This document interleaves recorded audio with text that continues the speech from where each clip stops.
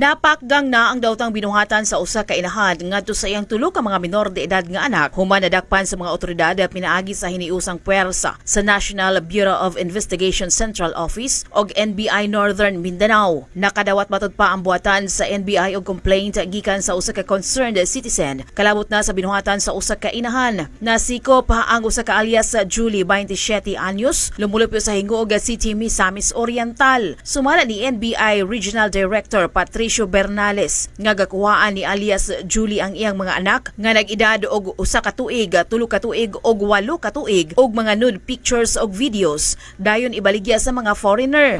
Tultulan siya sa atong computer nga mga experts. Ato siya dito, yang ihatag ang yang bata pero mag-show sila lud kanang sexual nga kwan. Yung mga bata yang nakakuan nanay sa tubangan sa computer, di ba?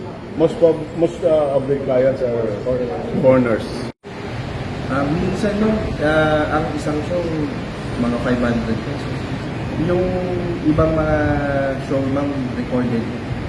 Yung ilang minuto, sir? 2 minutes.